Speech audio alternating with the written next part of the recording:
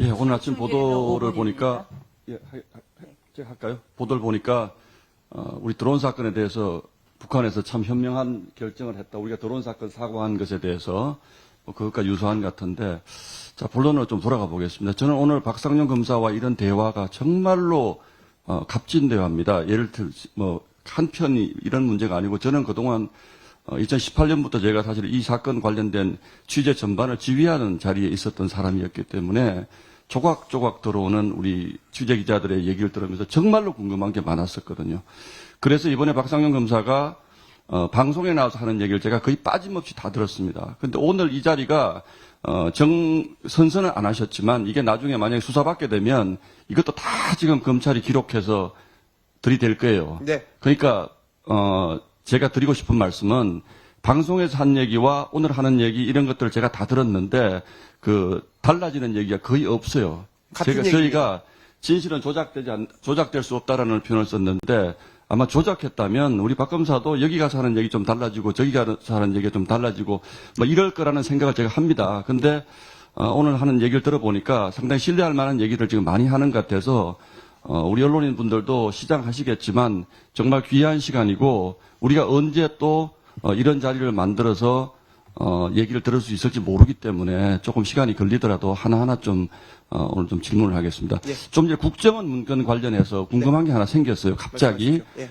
이게 문재인 정권에서 만들어진 문건이고 이제 이재명 대통령이 북한과의 어떤 방북을 대가로 딜을 했을 수도 있다라는 그걸 입증해주는 문건이잖아요. 근데 왜 그게 윤석열 정부가 들어서고 났는데도 그 문건을 국정원이 그냥 꽉 쥐고 있었습니까?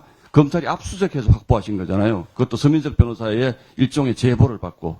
네, 이화영의 제보를 받고 했고 그때 당시에 변호인이 서민석 변호사였기 때문에 동의를 했고 법원이 직권으로 발부한 영장에 따라서 그것을 압수하게 된 것입니다. 아니요, 근데 그 내용을 보면 네. 사실 이제 이게 아까 북한과의 관계도 있지만 2022년 대선과 굉장히 큰 연관을 가지는 사건입니다. 사실은 아실지 모르지만.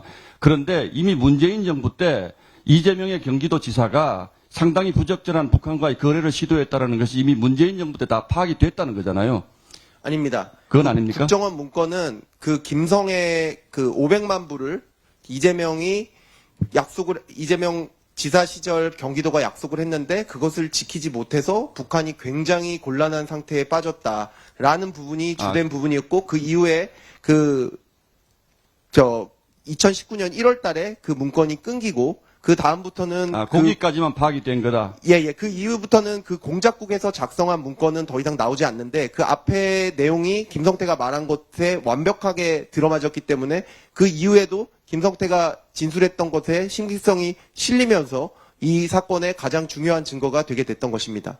자, 그때 관련해서 그 이후에 친여 성향의 경제학자인 최백은 교수가 2020년에 발언한 게 있습니다. 한번 좀 틀어봐 주실래요? 들을 수 있으면. 자, 이재명 대통령하고 북한에서는 저희한테 경기도에만 요구하는 게 있습니다. 그래요? 물론 보안 사항입니다.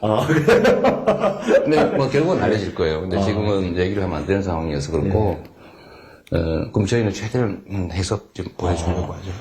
그거를 꼭 하시기 바라요. 그거 해야 돼요. 예. 그쪽에서 먼저 손을 내밀었다는 얘기는 굉장히 저는 의미가 있다고 보고요. 그럼요. 예. 그런 점에서 경기도가 돌파구를 좀 말할 만한 기회를. 근데 요구 수준이 너무 높아서 딴 데 협력을 좀 받아서 안 그래야 되는 상황입니다. 예. 자, 스톱. 거기 스톱. 잘 되기를. 하여튼 꼭 해.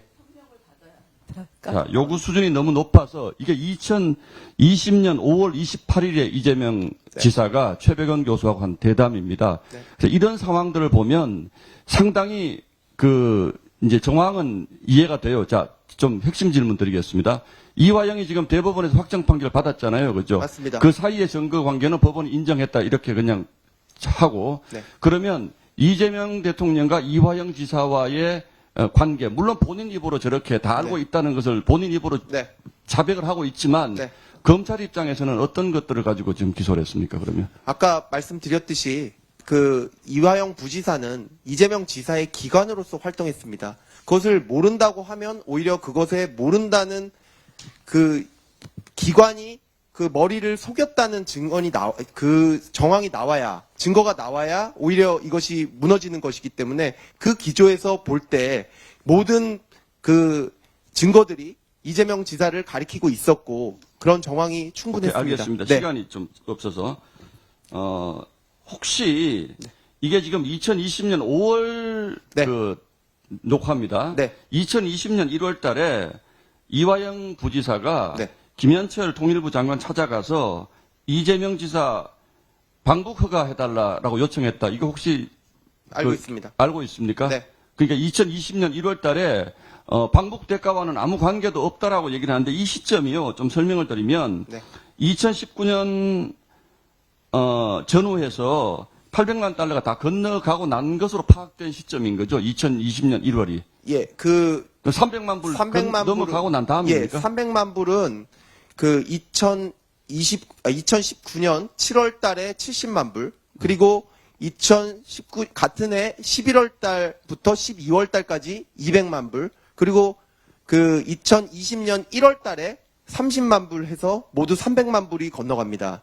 그래서 그 직후에 그 방북을 신청한 것으로 이 보이고, 부분은 김현철 장관이나 통일부에서도 방북 신청이 있었던 것으로 확인이 됐습니까? 예, 그것은 아마 공문서로 확인이 된 거기 때문에 특별한 문제는 없을 거로 생각됩니다. 그러니까 지금 제가 쭉 드리는 말씀을 보면 이재명 지사의 방북이 전혀 관련이 없다라고 얘기하는 것은 굉장히 허구적인 얘기다. 그럴 수가 없습니다. 그럴 수가 없다. 네. 그럼 당시 이제 검찰 조사에서도 그렇게 느끼셨다는 거죠. 예, 그 당연하고 아까 녹취에서 보셨듯이 저와 공식적인 문건을 남기기 전에는 모든 사람들이 그 이재명 지사가 공범이라는 점에 대해서는 이의가 없었습니다. 이상입니다. 신동욱 의원님 수고하셨습니다. 그러니까 2020년 1월까지 300만 불이 모두 북한에 건너갔고 맞습니다. 그 이후에 방북 신청을 이재명 지사가 했고 그 이후에 이렇게 유튜브 채널에 나와서 요구 수준이 너무 높아서 딴 데 협력을 받아야 할 것 같다라는 그런 언급까지 한 사실상 자백을 했고 이런 모든 것이 이재명 지사를 가리키고 있었네요. 네. 예. 저희는 그렇게 판단하고 기소했고 오히려 이런 청문회 자리와 뭐 저에 대한 녹취가 계속 나오면서 좀 더 증거가 나오는 것 같아서 반드시 그 재판이 재개되기를 기대하고 있습니다. 네.